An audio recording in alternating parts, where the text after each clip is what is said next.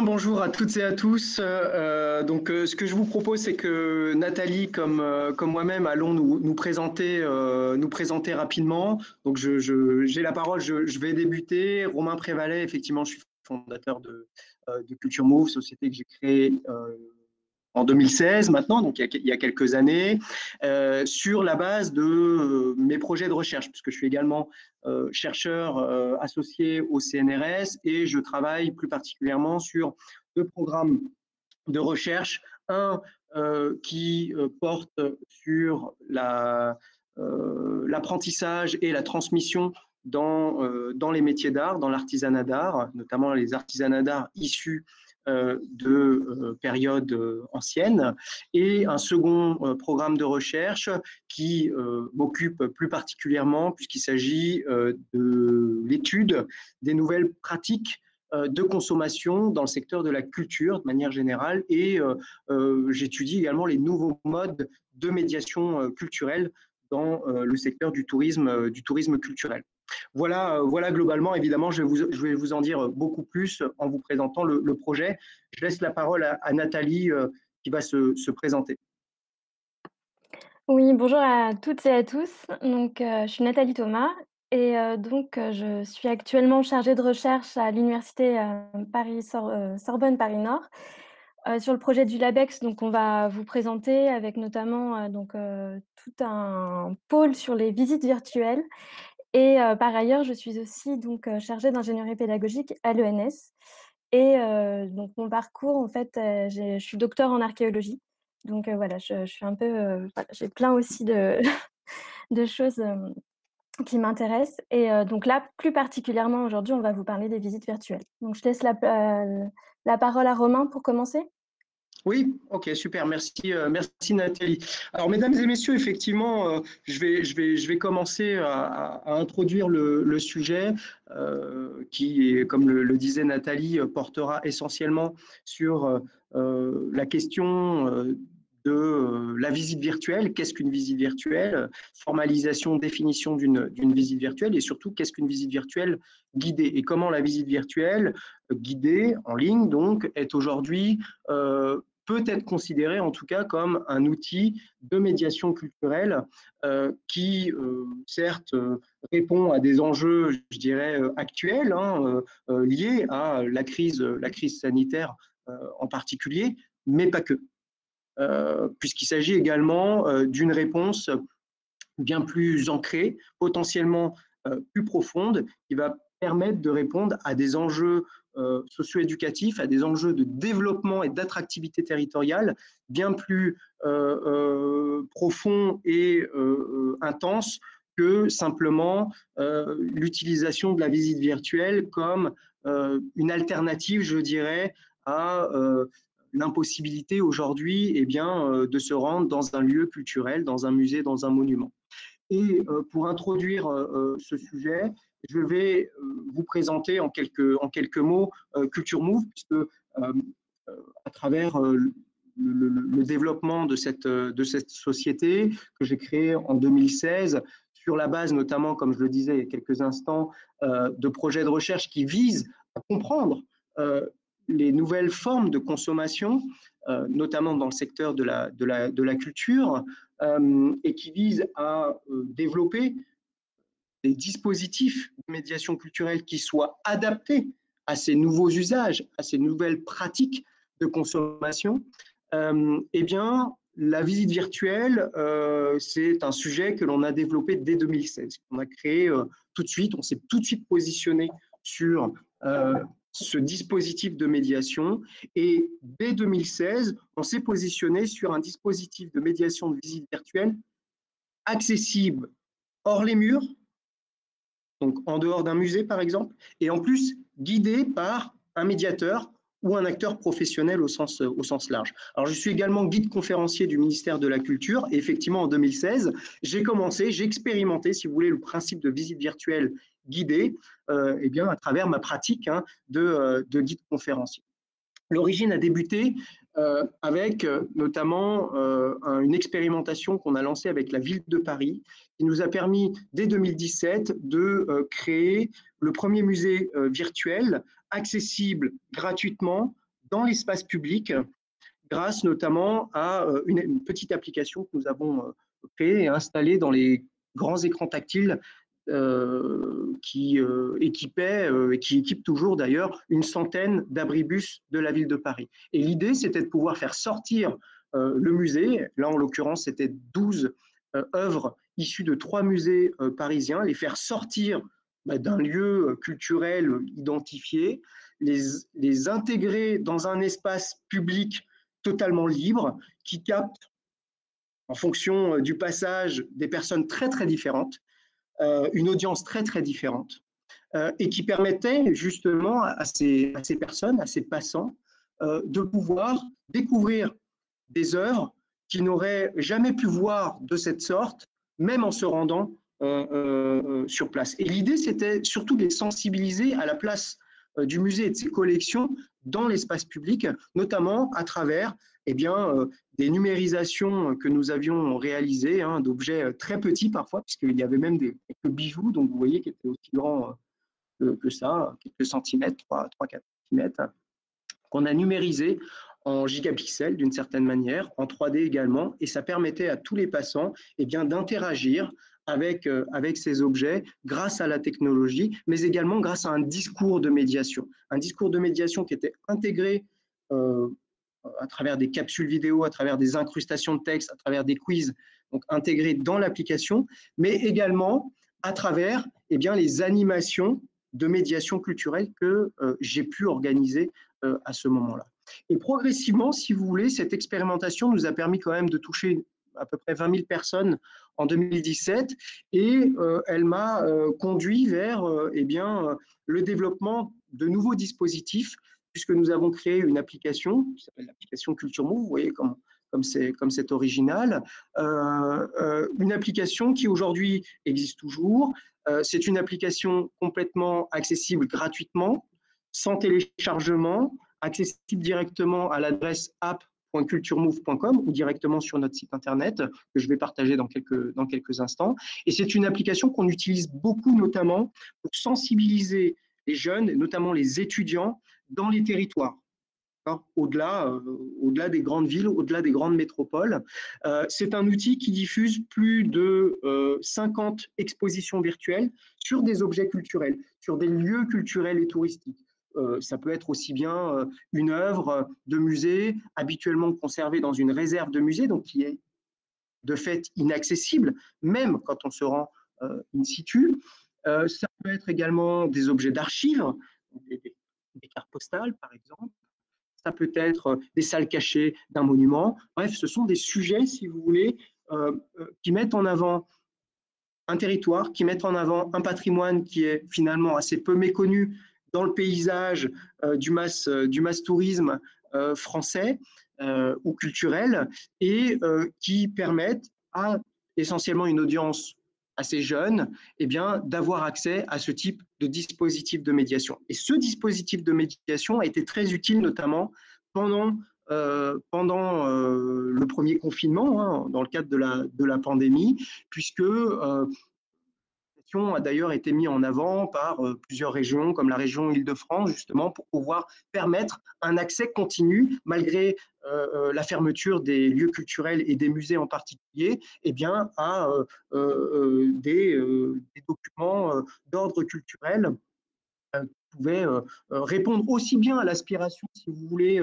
d'un touriste, d'un passionné, d'une amatrice d'art ou de culture, qu'à des étudiants dans le cadre de leur préparation, dans le cadre de leurs études. Ce projet d'exposition virtuelle a permis également au cours de l'année 2020 de développer une plateforme dédiée que je vais vous partager dans quelques instants. Je le fais tout de suite. Donc cette plateforme, là encore, elle s'appelle Culture Move. Donc c'est le site de Culture Move que vous allez voir apparaître sur votre écran dans quelques instants. C'est une plateforme en fait que l'on a développée justement pour présenter notre concept de visite virtuelle guidée qui date un petit peu finalement, qui avant la pandémie était pour nous en tout cas pour Culture Move, était à la fois un objet d'étude au sens où Culture Move, à travers les recherches qu'elle mène avec des laboratoires, des universités, d'autres entreprises, des collectivités, études de recherche, projet de recherche, mais également activités commerciales que nous proposions essentiellement, donc avant la pandémie, à des entreprises. La pandémie nous a fait comprendre qu'il y avait aussi un besoin et une demande de la part évidemment des touristes étrangers, mais aussi et surtout des touristes et des amateurs de culture en France.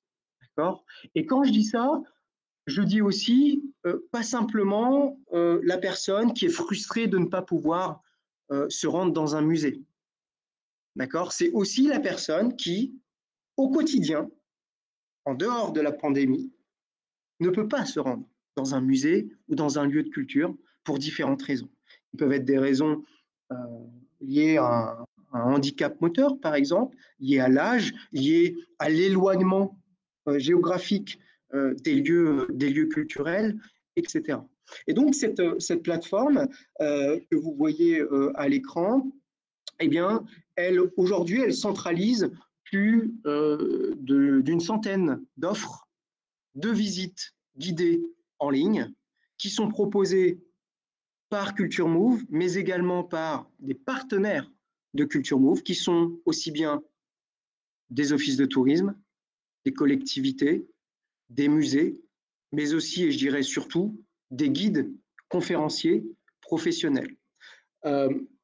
Culture Move travaille et s'engage à travailler avec des guides professionnels, donc diplômés, dont la plupart appartiennent, en tout cas font partie de la Fédération nationale des guides interprètes conférenciers, avec qui nous avons un partenariat, avec qui nous avons formé pendant le premier confinement et jusqu'en juin 2020 quasiment 300 acteurs professionnels, guides professionnels, médiateurs, personnels de musée, à l'animation, à la conception, à l'organisation de visites guidées en ligne pour justement leur permettre de continuer à proposer, alors continuer à travailler bien sûr, continuer à transmettre leur passion, mais aussi continuer d'une certaine manière à proposer des activités culturelles qui soient effectivement accessibles eh bien, à la situation, je dirais,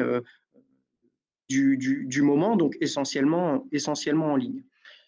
Ça veut aussi dire que, et c'est le dernier point sur lequel j'insisterai avant de laisser la parole à Nathalie, c'est que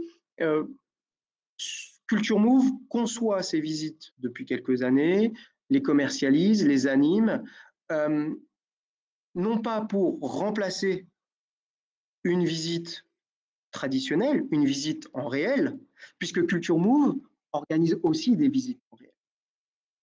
Au contraire, nous avons développé commercialement les visites guidées en ligne pour pouvoir offrir un nouvel outil aux acteurs professionnels, aux collectivités, aux territoires, aux destinations touristiques, pour mettre en avant leur patrimoine, pour répondre à deux enjeux essentiels, je dirais.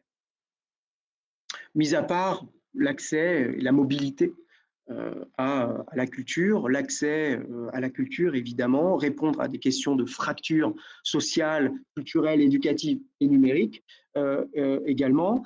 Mais deux enjeux principaux sont portés par les visites guidées de Culture Move. C'est d'une part pouvoir mettre en avant de nouvelles destinations, de nouvelles régions, de nouveaux sites. Alors effectivement, si vous allez sur le site internet, vous verrez qu'on parle de Paris, on parle de Honfleur, bon, c'est une destination qui est quand même connue, mais sur les 115 offres que l'on propose, on propose plein de choses, plein de destinations nouvelles, en Auvergne, en Normandie, ailleurs en France, qui ont vocation finalement à attirer, pour faire connaître une nouvelle destination, dans le but de préparer un séjour, préparer un week-end, préparer des vacances.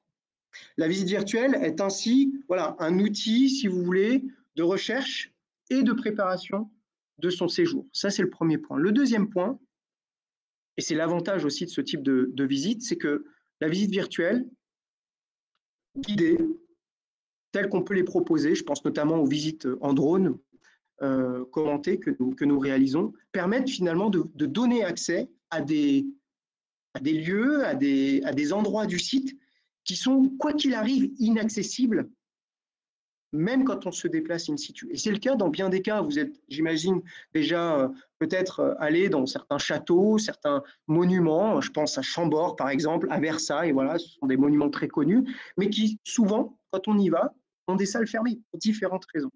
D'accord ? Et donc, dans lesquelles on ne peut pas accéder. Le but de cette visite des visites virtuelles, c'est aussi de pouvoir mettre en avant ce patrimoine qui existe et auquel on n'a pas accès.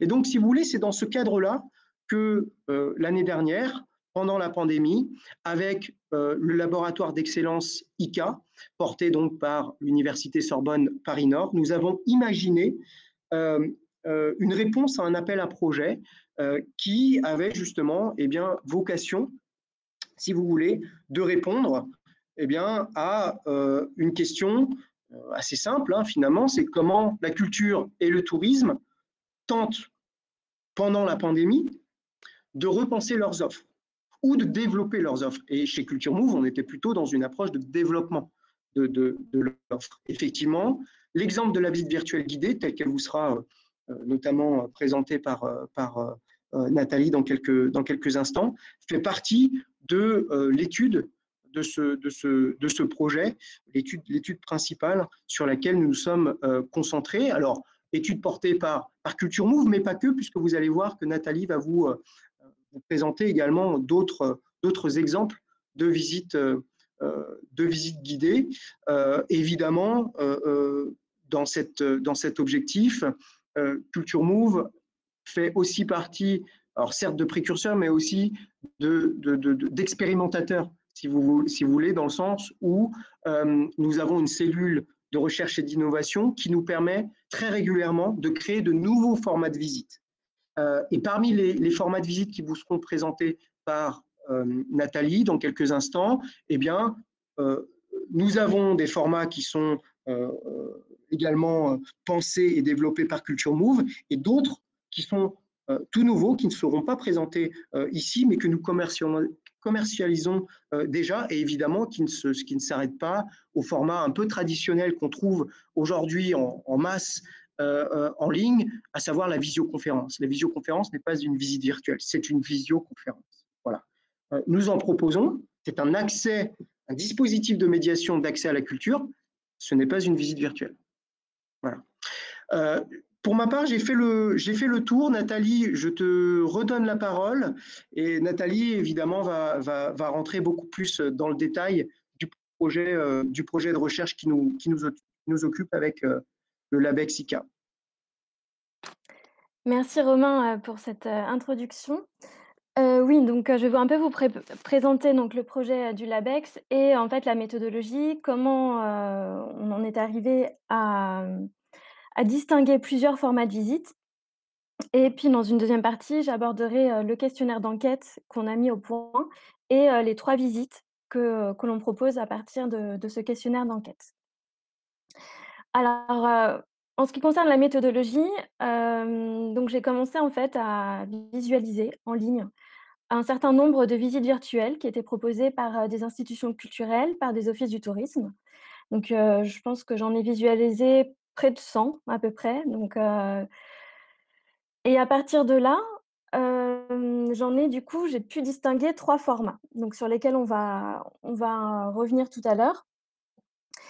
Pour avoir accès aux visites virtuelles, comment j'ai fait? Il y a eu plusieurs biais que j'ai utilisés.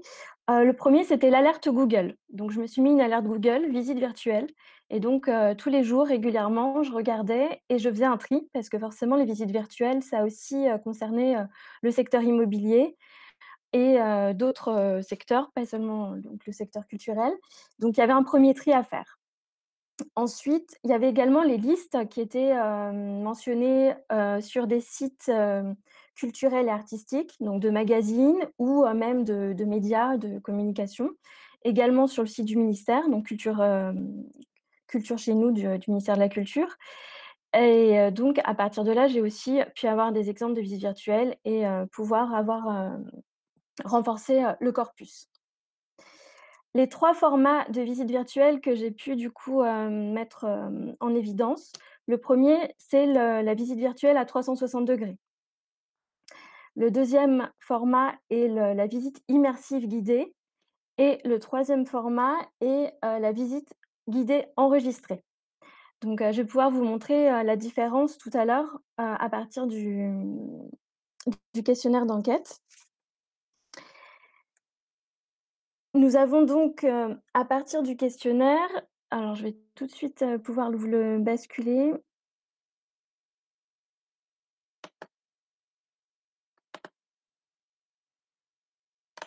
Ouais, je vais partager mon écran et directement le mettre sur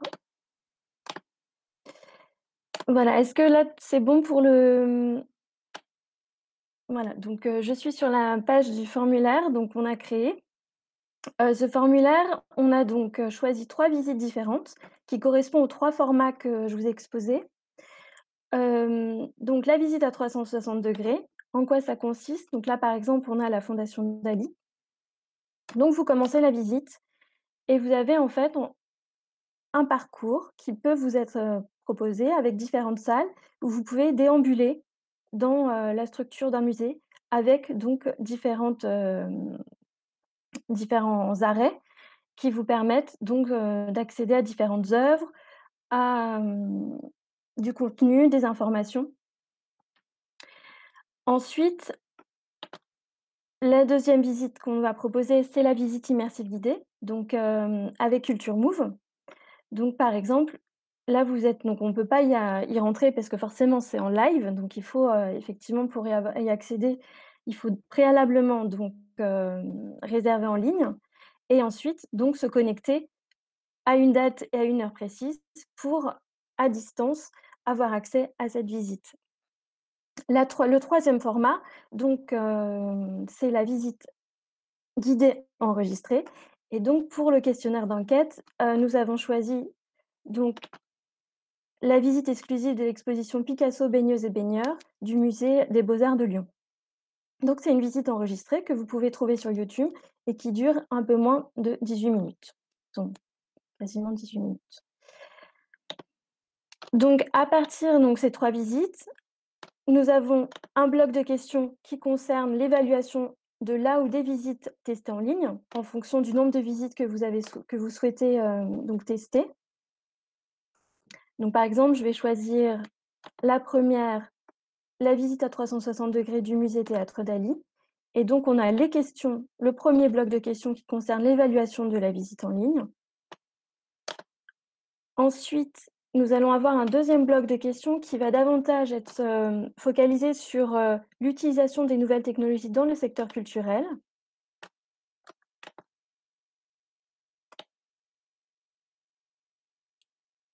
Donc avec, plusieurs, types de questions, des affirmations, est-ce que vous êtes d'accord, par exemple, avec le fait qu'une visite, virtuelle me permet de découvrir un lieu que je n'ai jamais visité? Donc je vous laisse découvrir aussi. On a vraiment essayé de cibler et d'élargir au maximum notre questionnaire et donc aussi un bloc de questions sur la culture et vous, pour un peu déterminer en fonction des utilisateurs, quelles étaient leurs, pratiques, culturelles et les sites aussi qu'ils, souhaiteraient visiter prochainement. Et enfin, un dernier bloc donc, qui est lié plutôt aux aspects sociologiques des personnes qui répondront au questionnaire. Voilà. Est-ce que, Romain, tu voulais, revenir sur quelque chose, sur un point, Écoute, non, merci Nathalie, ça me semblait intéressant que tu puisses présenter effectivement la méthode de l'étude et le questionnaire. Je rajouterais simplement que avant de réaliser ce questionnaire, assez complet et très complémentaire aussi, hein, d'autres études qui existent et qui sont portées notamment par le ministère de la Culture, entre autres. Tu as aussi, au préalable, formalisé un certain nombre, et on y a passé quand même du temps, à formaliser et à définir très précisément ce qu'est une visite virtuelle, ce qu'est une visite enregistrée, ce qu'est une visite guidée. Voilà. Il y a eu quand même un gros travail de recherche, de formalisation et de qualification surtout. C'est-à-dire que Nathalie a reproduit, si vous voulez, une sorte euh, de critères, de tableaux, de critères d'évaluation et de qualification extrêmement précises du point de vue de la structure d'une visite, du point de vue de l'expérience utilisateur, du point de vue de la communication autour de la visite, du point de vue de l'accès à la visite, par paiement, sans paiement, en ligne, en direct, enregistré, etc. Et ça, c'est un gros travail de fouille, hein, qui a été réalisé au préalable et qui nous a permis, qui t'a permis en particulier à toi, Nathalie, d'une part de qualifier et d'évaluer quasiment une centaine de visites en ligne auxquelles tu as assisté, d'évaluer et de qualifier aussi une partie des visites Culture Move auxquelles tu as pu participer, et aussi et surtout de produire cette méthode d'investigation et ce questionnaire.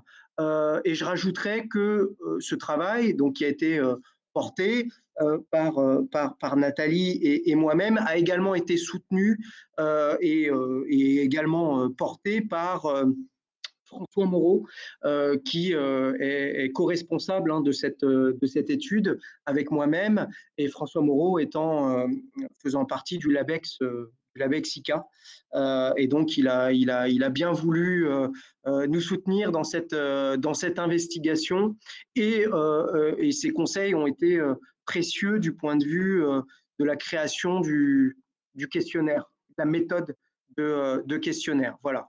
Donc simplement, peut-être pour finir, avant, Fabien, de passer aux échanges, aux questions-réponses, si vous le voulez bien, c'est que si certaines personnes parmi vous sont intéressées de participer à cette étude, de faire partie de l'étude, hein, de suivre une, deux ou trois visites, de répondre au questionnaire, eh bien évidemment, vous êtes les bienvenus. Vous pouvez y accéder voilà, directement, soit en nous contactant, Nathalie et moi, à travers nos emails respectifs, ou à travers Fabien, ou à travers le site de Culture Move. Et évidemment, on vous mettra à disposition eh bien, l'ensemble de l'enquête et du questionnaire, avec l'accès évidemment aux visites. Très bien. Voilà. Merci beaucoup pour cette présentation. J'invite également moi aussi les gens qui nous écoutent, hein, de remplir cette enquête pour que vous puissiez bien avancer dans cette recherche. Moi, j'avais une série de questions pour le moment. Je vois qu'on n'a pas encore trop de questions dans le chat. Moi j'ai plein de questions. Tu peux commencer par une première qui porte un peu sur, en fait, la spécificité des visites virtuelles par rapport aux visites classiques. En fait, d'une certaine manière, c'est quelque chose qui m'interroge beaucoup, hein, puisqu'effectivement, il y a beaucoup de choses qui ont émergé dans ce sens-là. Et la question irait plutôt dans le sens de savoir, est-ce que finalement, ces visites virtuelles, est-ce qu'elles apportent finalement quelque chose de différent par rapport à une visite classique, ou alors il s'agit juste d'une substitution, en fait, des visites classiques pendant qu'il y a la pandémie, hein? Qu'est-ce qu'elles apportent? Est-ce que finalement elles apportent quelque chose de nouveau, d'inédit aux visiteurs? Donc ça, ce serait ma première question, puis je peux enchaîner après sur une deuxième. Ouais, alors si tu veux bien, Nathalie, je peux prendre la main sur cet aspect-là, parce qu'effectivement, avec plus de 1000 visites que nous avons organisées en quelques mois chez Culture Move, on commence à avoir des tendances et des retours utilisateurs assez intéressants. Et comme j'ai pu le le dire assez rapidement tout à l'heure. C'est comme ça qu'on construit les visites virtuelles guidées chez Culture Move, c'est qu'elles ne viennent pas du tout se substituer à une visite en réel. Et d'ailleurs, nous continuons à faire des visites en réel, alors certes en petit comité, pour des demandes bien spécifiques, mais ce sont deux expériences qui sont différentes. Ne nous trompons pas, on parle d'expérience, on parle effectivement d'un accès à un lieu culturel, mais une fois qu'on est sur place, on vit une expérience, on ressent des émotions, on déambule, et clairement, cette déambulation, ces émotions vont être différentes en ligne. Nous, chez Culture Move, et c'est aussi pour ça qu'on travaille avec des professionnels, avec des guides conférenciers, avec des médiateurs professionnels, c'est qu'on essaye effectivement de restituer l'interaction que l'on peut avoir avec le guide. Parce que finalement, la plus-value dans cette affaire, c'est le guide ou la guide. C'est la passion qu'il peut nous transmettre. C'est le message ou les messages, les informations qu'il peut nous transmettre. Ce n'est pas le dispositif technologique en lui-même. Alors certes, on fait aujourd'hui en tout cas chez Culture Move, c'est ce qu'on développe de plus en plus, des visites par drone, commentées, des trucs absolument exceptionnels, certes. Mais ce qui fait la plus-value de ce type de visite, c'est l'ajout, l'apport du conférencier, du guide. Et cet apport, il s'exprime à travers un discours structuré, un parcours scénographié, scénarisé, avec une déambulation, avec des points d'intérêt, donc un vrai parcours de visite et de balade, et puis évidemment une qualité d'information. Néanmoins, et pour répondre à la question, typiquement, ça permet, la visite virtuelle, aujourd'hui, elle nous permet, je vais vous donner des cas très, très, très concrets, par exemple, le cas concret d'une visite que l'on organise à Rouen, qui nous permet en virtuel d'accéder à un lieu qui est aujourd'hui quasiment inconnu des visiteurs touristes, si vous voulez, hein, que nous sommes tous finalement quand on va à Rouen, mais qui est connu, et très bien connu, de la guide qui anime cette visite-là et qui nous fait pénétrer dans ce lieu devant lequel on passe, mais sans s'arrêter finalement. Et ça, c'est possible. C'est possible aujourd'hui grâce à l'accès que nous offre cette guide-là et qui ne serait pas possible en temps normal. Moi-même, je fais des visites régulièrement en temps normal à Montmartre. J'ai un parcours qui est complètement différent de la visite de Montmartre que l'on propose aujourd'hui en virtuel. Et donc, on raconte une histoire qui est différente. On donne accès à des lieux qui sont différents. On présente des informations qui sont différentes. Ça, c'est le premier point. Et le deuxième point, c'est aussi de répondre, et ça justifie aussi l'intérêt de ces visites virtuelles, qui ne se substituent pas à la visite réelle, c'est que, par exemple, dans toutes les personnes qui ont suivi nos visites, on a eu une grande sportive de haut niveau qui était coincée à l'hôpital, qui ne pouvait rien faire et qui cherchait à s'occuper et qui a suivi nos visites.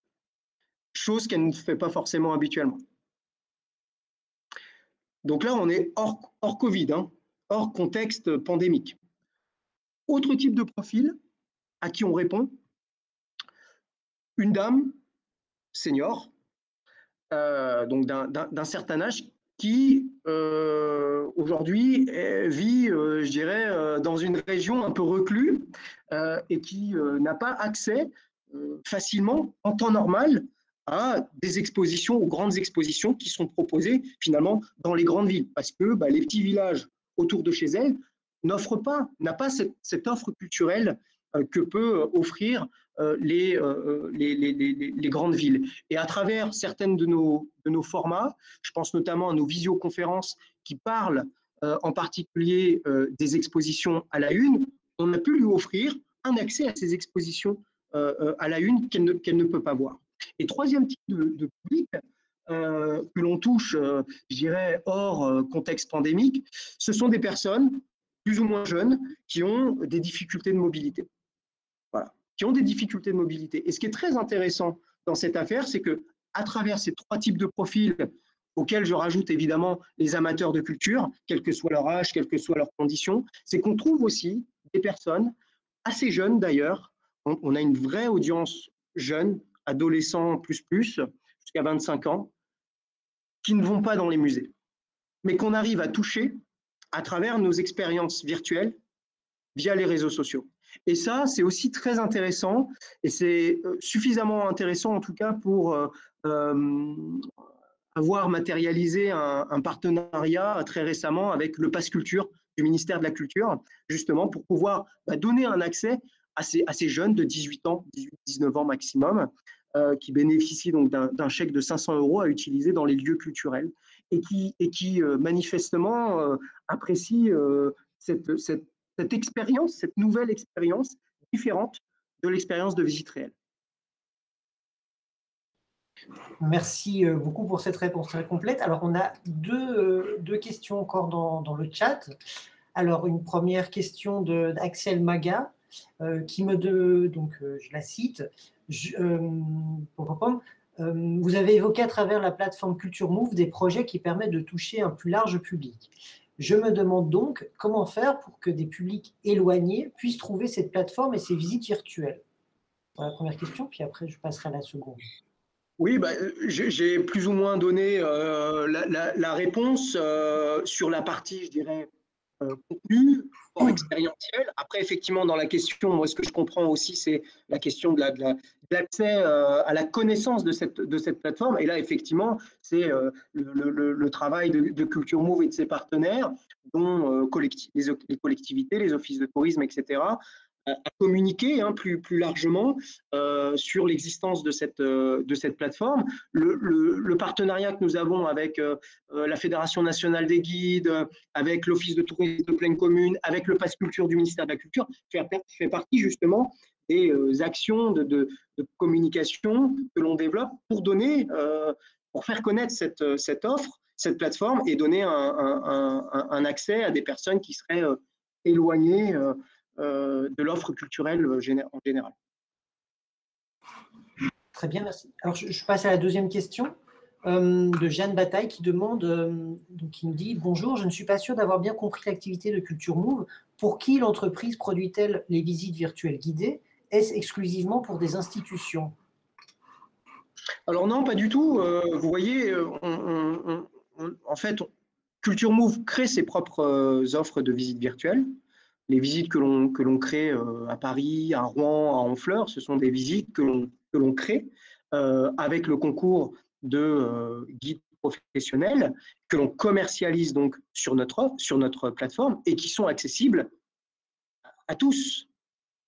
Voilà, vous allez sur la plateforme Culture Move, vous réservez votre billet, vous payez, vous accédez à la plateforme. Et ça, c'est ouvert au plus grand nombre. Et ce qui est intéressant, c'est que justement, on a souvent des groupes très hétéroclites avec des personnes très âgées, des personnes très jeunes, des personnes actives, etc. Bon, voilà. Après, effectivement, Culture Move a aussi une activité de conseil et de producteur auprès des institutions. C'est-à-dire que des institutions comme des musées, par exemple, ou des offices de tourisme vont nous solliciter pour concevoir de A à Z à la fois leur stratégie de médiation culturelle et la création de certaines visites. Par exemple, actuellement, pour être très, très précis, on est en train de construire des visites virtuelles de barrages.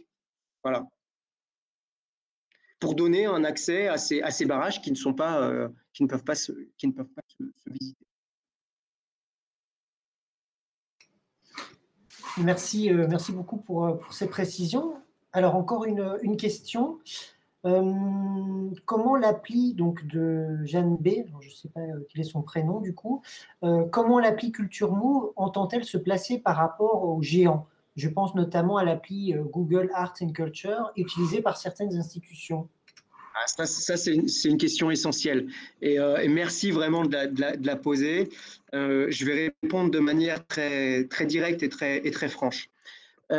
L'appli Google Arts and Culture, évidemment, on n'est pas sur la même dimension d'échelle, n'est-ce pas?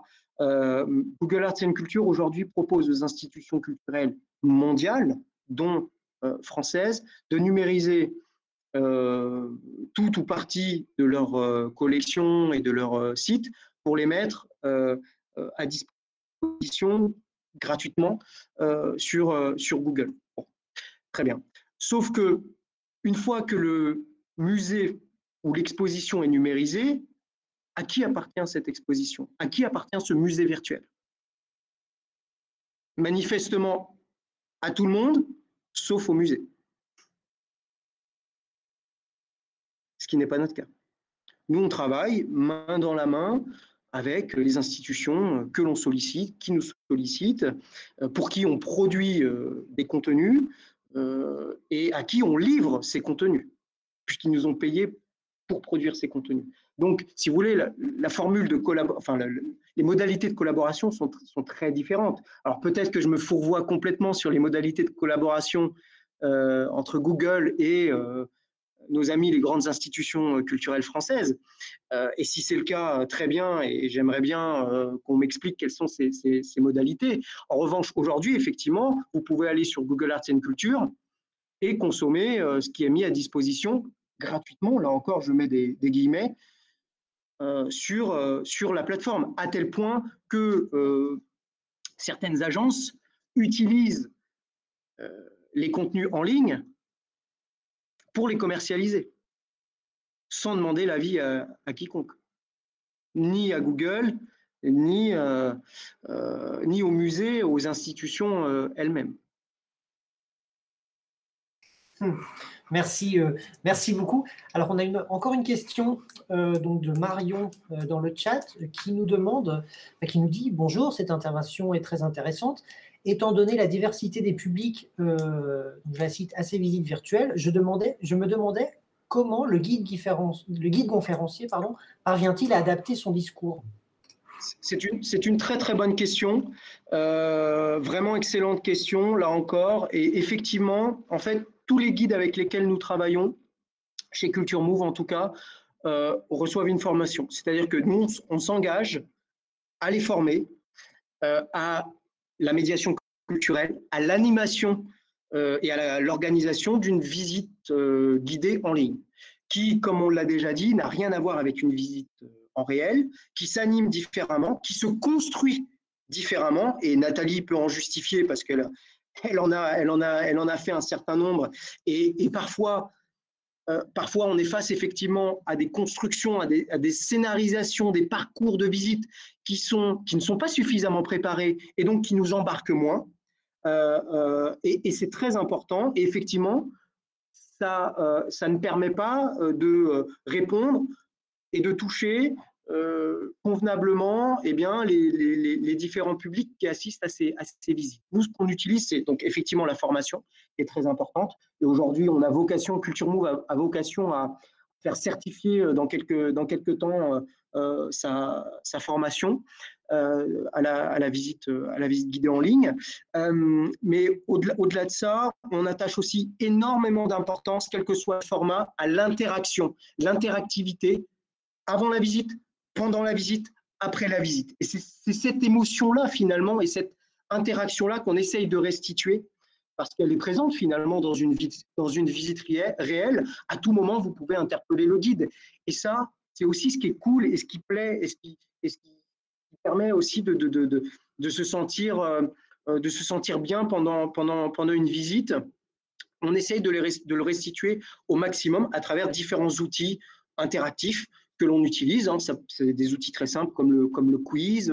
On propose aussi parfois des petits teasers avant la visite, après la visite aussi, voilà, qui permettent de créer d'autres formats d'échange, d'autres formats d'interaction avec des personnes qui n'auraient pas pu, par exemple, se communiquer pendant la visite, mais qui pourraient prendre le temps avec le guide de communiquer après ou avant. Donc ça, c'est des choses que l'on crée. On crée aussi des lives gratuits sur Facebook autour de thématiques qui permettent évidemment de mettre en avant certaines de nos destinations et de nos visites, mais qui permettent aussi de prendre le temps de communiquer avec notre audience. Et enfin, on utilise aussi beaucoup des questionnaires.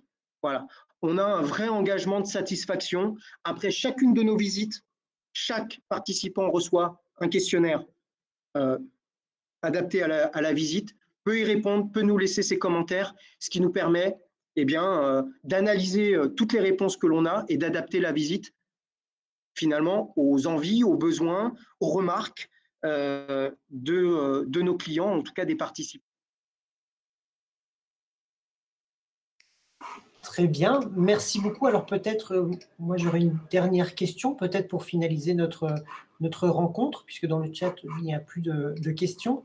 C'est un petit peu aussi peut-être se poser la question du futur de tout ça, effectivement, quand la pandémie sera passée. J'imagine que vous y réfléchissez, mais comment vous voyez un petit peu la chose? Est-ce que ça va? Alors, vous avez en partie répondu à cette question-là, au travers des publics éloignés, notamment, puisque eux, ils ne sont pas liés à la situation pandémique. Mais effectivement, si un jour on sort de tout ça, effectivement, les pratiques culturelles vont peut-être redevenir comme avant. Hein. Est-ce que vous avez pu réfléchir à ces questions-là, au futur, donc, du coup, de ces visites virtuelles guidées? Oui, bah, très concrètement, là encore, je vais revenir sur 2 points essentiels que j'ai pu évoquer rapidement tout à l'heure. Et on a plein d'exemples qui le montrent, qui le justifient au quotidien, dans chacune de nos visites quasiment, c'est qu'on donne un accès à des choses qui ne sont pas accessibles. Voilà. Du contenu, du savoir, des collections, des œuvres, des salles, soit qui sont méconnues, complètement, soit qui ne sont tout simplement pas accessibles quand on se rend sur place. Ça, c'est un point. Le deuxième point, c'est aussi faire en sorte que la visite virtuelle ne soit pas simplement une expérience culturelle, mais aussi une expérience de promotion de destination, de promotion d'un séjour, et qui se consomme, si je peux m'exprimer ainsi, qui se consomme dans la préparation à un déplacement, la préparation à un week-end. Tiens, j'aimerais aller à Rouen, qu'est-ce qu'il y a à faire à Rouen? Je ne connais pas. Les visites que l'on propose ont aussi cette vocation de pouvoir mettre en avant un territoire, de pouvoir mettre en avant des sites, des lieux, dans une optique finalement touristique, un peu comme on peut le faire aussi très clairement avec des vidéos promotionnelles de destination, comme le font beaucoup Atout France, les offices de tourisme, etc. Sauf que là, vous avez déjà une porte ouverte avec le guide, hein, notamment, sur, si vous voulez, des éléments hein, de lieux, de sites, d'informations que vous allez pouvoir rencontrer. Et ça permet aussi de mettre en avant des commerces, des artisans, des savoir-faire, des architectures urbaines, des lieux naturels. Et ça, ce sont aussi, si vous voulez, des outils un peu stratégiques de développement territorial. Oui, moi je rajouterais aussi une chose, Romain. Je pense que c'est aussi très utile après, par exemple, on va visiter en présentiel, une visite de musée. On n'a pas forcément le guide, parce qu'on n'a pas forcément, suivi la visite guidée et quand on revient chez soi, on peut avoir aussi envie de la revoir, mais avec un guide, de pouvoir avoir un complément d'informations qu'on n'aurait pas forcément eu sur place. Donc ça peut être aussi dans cette optique-là, très intéressant. Oui, tout à fait, tout à fait. Merci beaucoup. Alors, on a encore 2 questions, peut-être y répondre très brièvement, mais j'ai quand même envie de vous les livrer hein, dans le chat. Alors, une première de Jeanne Bataille qui nous demande si, une question très concrète, si les résultats de l'étude avec le questionnaire, est-ce que ces résultats sont consultables? C'est la première question, j'imagine. Voilà. Vas-y, Nathalie. Alors le questionnaire vient d'être, en fait, on vient juste de le paramétrer, donc il va être lancé. Donc on n'a pas encore les résultats, mais effectivement, à plus ou moins long terme, les résultats seront communiqués et on espère pouvoir les publier rapidement. En tout cas, on serait ravis de les connaître, en tout cas, puisque nous avons des formations de guides conférenciers, donc je pense qu'ils seraient très, très intéressés de connaître les résultats, mais au-delà de cette formation, on serait tous très intéressés de connaître tout ça. Et alors, la deuxième question très rapide, c'est Lisa qui nous demande que Culture Move collabore également qui demande si Culture Move collabore également avec d'autres pays européens sur d'autres formats de visite. Je pensais notamment à l'Italie. Alors, bon, c'est en cours. Actuellement, on a des demandes, hein, effectivement, de la part de des participants à nos visites qui souhaitent aussi eh bien, visiter d'autres lieux. L'Italie, effectivement, c'est destination qui revient souvent. Et nous sommes en train de construire des offres en partenariat avec des agences de tourisme, agences réceptives locales, et avec des guides, bien sûr, conférenciers dans différents pays. Même si aujourd'hui, globalement, la demande est plus orientée sur, malgré tout, l'offre culturelle française, on a une demande émergente, je dirais, de la part de nos clients essentiellement, donc les participants à nos visites. Donc c'est évidemment là encore un sujet que l'on prend en compte et sur lequel nous sommes en train de travailler. Quant au format de visite, chez Culture Move, on a développé déjà plus de 5 formats de visite. On est assez, comme je le disais tout à l'heure, plutôt en avance sur le sujet, avec des formats de visite assez innovants. Deux en particulier que nous sommes seuls à faire. Et notre cellule recherche et développement, en appui avec des chercheurs comme Nathalie, comme le Labexica, s'appuie aussi à travailler sur de nouveaux formats de visite. Et là, actuellement, je vous en ai un petit peu parlé tout à l'heure, le format drone, c'est tout nouveau. On commence à avoir des résultats, c'est assez sensationnel. Et c'est quelque chose qui va se développer. C'est un format de visite qui se développera de plus en plus, en tout cas qui sera porté par Culture Move. Très bien, merci beaucoup pour ces réponses. Merci beaucoup pour cette intervention très riche. Merci aux intervenantes et aux intervenants dans le chat pour leurs questions. Et donc, nous les invitons à nouveau à répondre à votre questionnaire.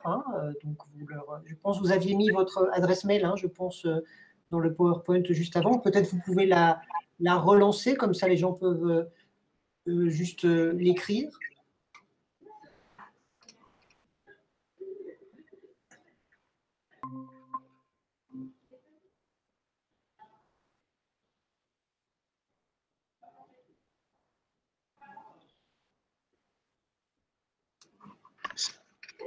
Et en tout cas, sinon, voilà, vous pouvez aller après directement sur le site de Culture Move, contact@culturemove.com ou romain@culturemove.com. Et évidemment, moi, je ferai aussi, je transmettrai directement à Nathalie. On travaillera ensemble sur ces aspects-là.